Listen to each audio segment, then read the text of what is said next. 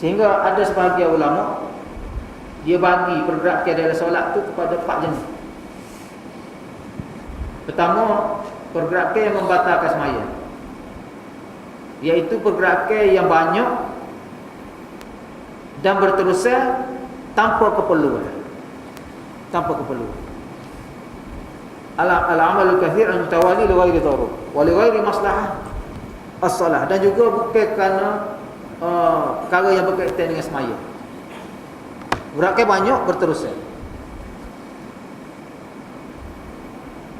Maknanya supaya gapo duk tengah sembahyang gi basuh berah masak nasi ke gapo kan. Banyak berterusan.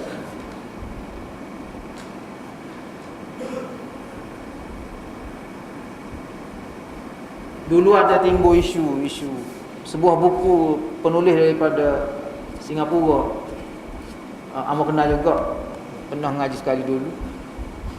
Dia sebenarnya kandungan buku dia tu molek. Dia nak dia nak tunjuk contoh pergerakan dalam solat kan. Pergerakan dalam solat. Jadi nak haruf pergerakan dalam solat tu. Cuma kontroversinya muka depan kulit buku tu nyagi buah gambar orang duk tengah masuk dia balik tutup gas ke balik ikan tu duk tengah maya. Jadi ilustrasi ataupun gambar muka depan tu dia nak gambarkan pergerakan tu nyagi buat duk tengah balik telur ke gapo kan. Jadi timbul kontroversi sampai ke dia haram. Jadi bila kita tengok kandungan buku tu, isi kandungannya uraiannya molek comel detail molek lah. Bukan sebagaimana gambaran dalam kulit luar tu. Tapi kalau gambaran lagu tu tak kena lah, bukan?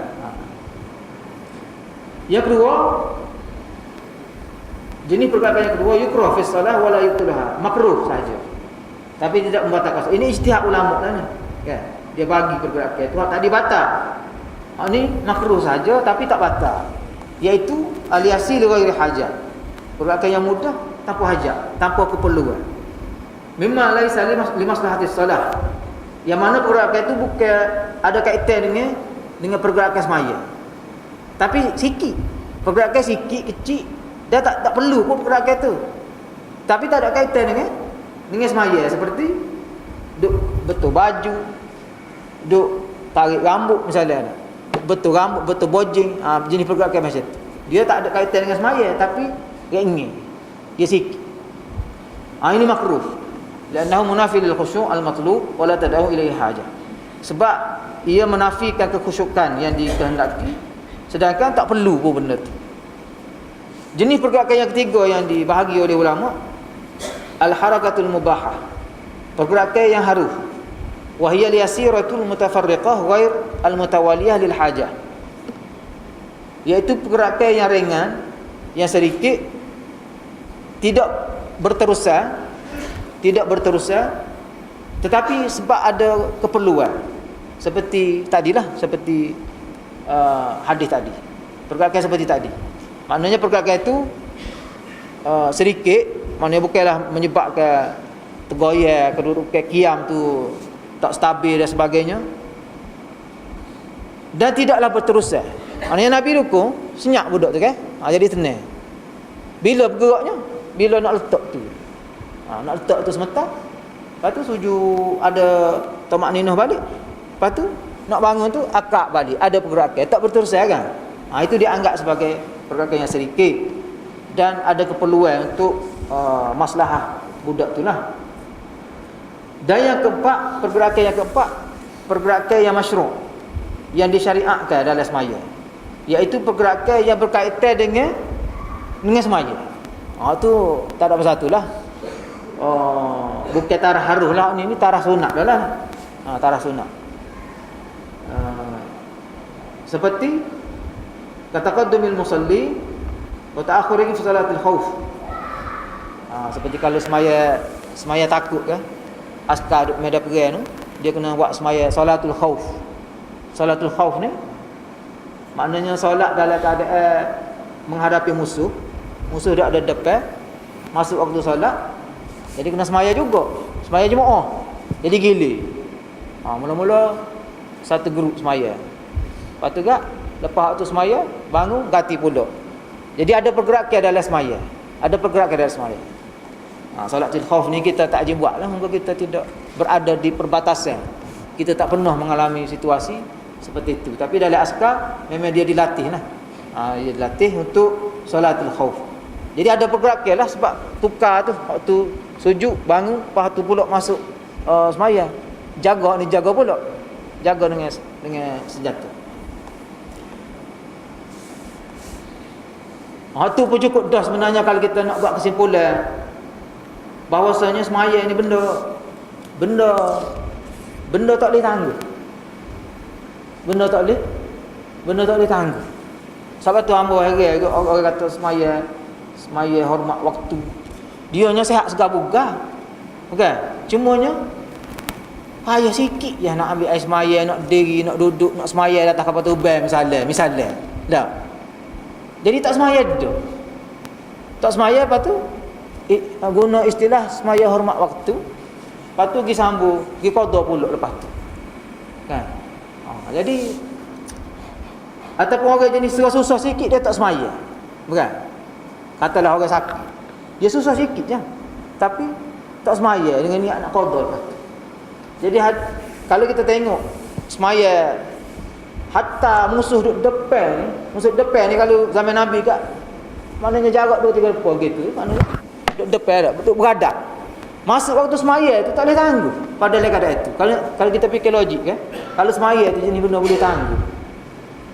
Semaya lepas tu tak? Semaya lepas tu, qada lepas tu. Tapi bersungguh kita semua siapa kalau hak tak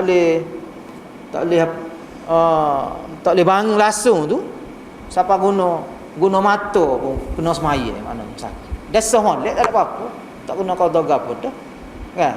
Enak ayatnya semaya tu benda hak kena buat selalu. Tak boleh tangguh. Jadi falsafah tangguh semaya ataupun nak qada semaya lepas tu ni tak berapa kena. Tak berapa kena dengan tuntutan syarak. Itu selengeh lah. Semua kita nak fokus ininya masalah harakah tadi. Harakah.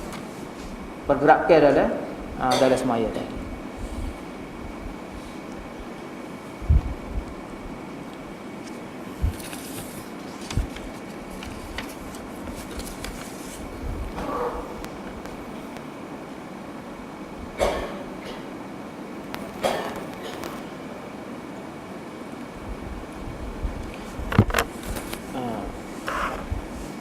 Hamba tak tahu Ustaz Kamal Zamir pun dia kata baca 3-4 hadis, kita baca sehadis.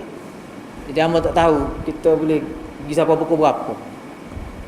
Boleh pergi siapa pukul berapa?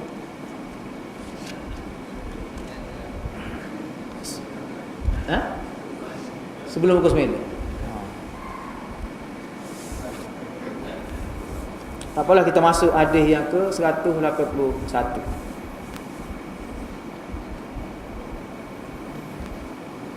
Kata pengarang ni, An Abi Hurairah radhiyallahu anhu qala Rasulullah sallallahu alaihi wasallam uqtulul aswadaini fi shalah al-hayyata wal aqrab akhrajahu al-arba'ah wa sahhahahu Ibnu Hibban. Daripada Abu Hurairah radhiyallahu taala anhu, beliau berkata, sabda Rasulullah sallallahu alaihi wasallam,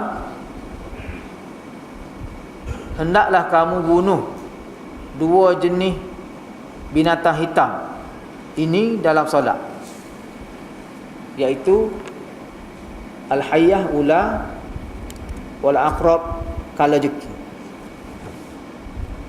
Hadis ini riwayat 4 orang ashabus sunan, Abu Daud, Tirmizi, Nasa'i, Ibnu Majah, dan selain daripada itu Ibnu Hibban, Sahih Ibnu Hibban. Hadis ini hadis sahih dan banyak syawahidnya, banyak riwayat-riwayat sokongannya. Imam Tirmizi pun menilainya sebagai hadis hasan sahih. dinilai sahih oleh Ibn Hibban, Al-Hakim dan juga Imam Az-Zahabi. Maknanya walaupun hadis ni tak ada dalam Sahih Bukhari Muslim, bukanlah bermaksud hadis ni tak kuat. Kena selengeh sikitlah tu masalah ulumul hadis. Bukan bermaksud bila tak ada Sahih Bukhari Muslim tu tak kuat. Sebab Bukhari Muslim pun dia royak dah, dia tidak masuk semua hadis sahih dalam kitab dia tu. Sebab takut panjang kan, dia nak rekah.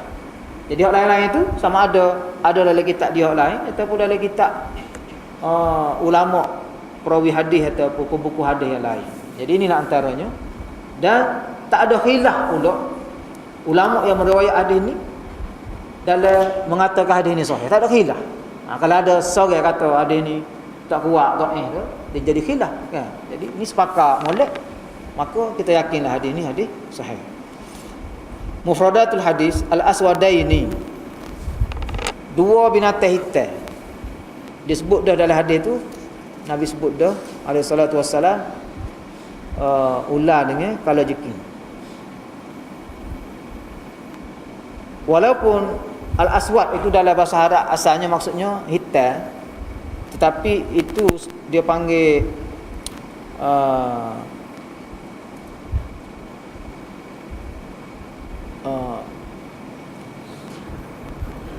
ghalabah, dia panggil maknanya sebut hak jenis hitam tu bukan bermaksud tak jenis hitam tu tak termasuk. Dia panggil ghalabah. Nak kata apa? Ala ayyi launin kana walau lam yakuna aswadaini. Maknanya biasanya diguna dalam bahasa Arab al-aswad ni kepada ular dengan jeki. Biasa. Tapi bukanlah bermaksud hak tak hitam tu tidak ular tak kena bunuh dak. Jadi biasanya ular dengan jeki ni diguna perkataan al-aswad. Orang Arab guna gitu. Maka Nabi pun gunalah mengikut bahasa Arab. Jadi semua jenis ular, semua jenis kala jeki, walaupun tidak warna hitam pun termasuklah hukum dia dibenarkan bunuh walaupun dalam solat. Al-hayyah, ini ular maksudnya, jelas ada situ dia sudut jenis binatang. Terus pergi kepada pengajaran hadis, istihbab qatlil hayya wal aqrab walau fi shalah walau lam yakuna aswadaini fa inna hadhihi sifah ghalibah. Itu maksudnya sunat. Ni bukan harus sunat. Kalau tadi bab pergerakan tadi sekitar ada main harus ya. Kalau pergerakan luar tak ada kaitan dengan semaya.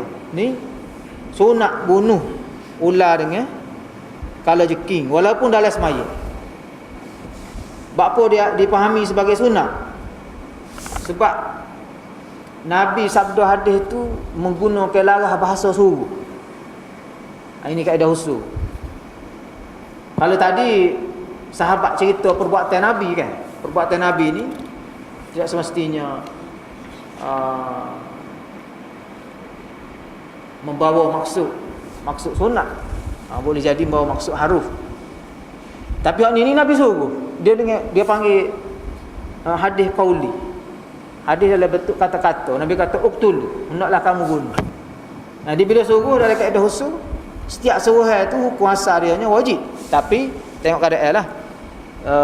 Ada usul qarinah, iaitu petunjuk ilmiah yang boleh mengubah hukum wajib tu jadi sunnah. Jadi ulama faham sabda Nabi sallallahu alaihi wasallam ini walaupun bersifat suruhan, uqtul, suruh bunuh, tapi dia tidak bermaksud hukum asal wajib tu. Dia sekadar sunat saja. Sunat. Walaupun bukan warna hitam, walaupun bukan warna hitam. Yang kedua, anna hadhihi harakah qalilah mahmudah. Ulama anggap bunuh ular dengan kala jeki ini sebagai pergerakan yang sedikit dan terpuji. Fala tubtilus salah wala tanqusuha. Maka ia tidak membatalkan semaya dan tidak mengurangkan pahala semaya. Walau lam takum min maslahatis salah, walaupun dia tidak ada kaitan dengan ibadat semaya. Perbuatan membunuh ular tu tak ada kaitan perbuatan luar semaya. Jadi ulama anggap ini sebagai perbuatan yang tidak membatalkan semaya Yalah, munggo sunat kan. Tarah sunat kan. Maknanya lebih-lebih lagi lah.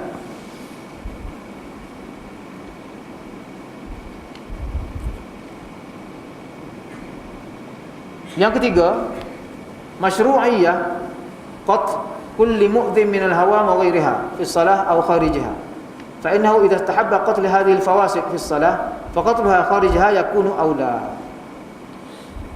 Maknanya disyariatkan bunuh semua binatang yang beracun, yang mana racunnya boleh membunuh. Awam ni maknanya binatang beracun, yang racunnya boleh membunuh ataupun mencederakan, sama ada dalam semaya ataupun luar semaya. Maknanya kalau dalam semaya itu boleh, kias aulawinya, luar semaya lagilah boleh. Yang keempat, ughtufirat al-harakatu fi shalah, dimaafkan pergerakan dalam semaya, liqatli hadhil hawam al-mu'dhiyah, untuk membunuh binatang-binatang yang digalakkan kita bunuh tu. Min ajli mubadaratil fursah qabla fawatiha, sebab nak ambil kesempatan sebelum terlepas. Sebab kalau ular kan dia gerak tu dia tak ada tepat kan. Jadi walaupun dalam semaya tu dimaaflah bergerak untuk bunuh ular tu, sebab benda tu binatang tu jenis binatang kita digalakkan bunuh dia, sebab dia beracun, dia hak jenis beracun tu. Begitu juga kalau dalam hadis lain dia sebutlah jenis-jenis binatang lagi, siapa limun ni.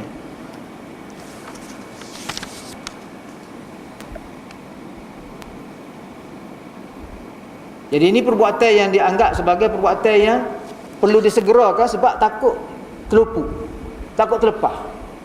Jadi adalah perbuatan lain seperti nak selamat orang hak terbakar ke, ataupun nak halal orang nak buat jahat ke. Jadi perbuatan-perbuatan seperti ini kalau kita tak buat selalu, jadi terlepas. Jadi buat selalu walaupun dalam semaya. Yang kelima, masyru'iyah qatlu hadaini al-aswadaini laysa lidhatihima wa innama huwa li tab'ihima adai al-mu'dhi fa yutahabbu qatlu kullu mu'dhin faman adha tab'an qutila syar'an. Disyariatkan bunuh binatang-binatang jenis ni bukan kerana binatang itu sendiri, tapi kerana tabiat dia yang membahayakan manusia, yang boleh menyakiti manusia dan mengacau nyawa manusia. Maknanya kalau dia tak mengacau, dia duduk dalam hotel senyap-senyap kot dia lah, kan? Jadi hak ni masalah mari duduk depan semaya ataupun duduk selekar kaki kat, maknanya kena bunuh lah.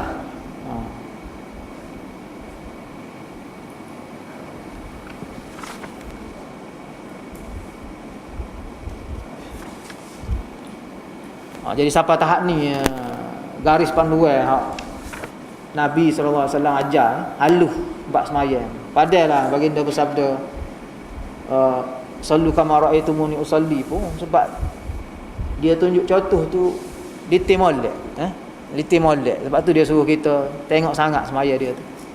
Siapa kebab ni pun dia royak cara ni, maknanya. Tapi kalau kita duk puasa lari dululah ni. Nah, kalau ular mari tu berhenti sembahyang sebab tak biasa. Berhenti. Masalahnya ni hadis ni sebut ni tak berhenti sembahyang ni. Tak berhenti, maknanya bunuh binatang tu sambung pula. Asna ala ibadah dia panggil. Kalau kita batas sembahyang dah ni. Sembahyang semula. Itu budaya kita, sebab kita orang Melayu ni lemah lembut. Sebab tak adil lah. Jadi banyak benda-benda hak mari dalam budaya Arab tu, hak biasa sana tempat kita tak jadi tak biasa. Jadi cara nak suruh dia jadi biasa tu, pepatah Melayu kata Allah biasa tegar biasa kan. Kena biasa lah. Bila kita amal tu jadi biasa, hilang was-was lalu. Kalau kita tak ajar amal dah tak ajar tengok orang amal, dia jadi was-was lalu. Jadi was-was. Macam bab tadi lah, bab nak fikir budak tadi. Kalau tak tak biasa. Seruah-seruah selalu.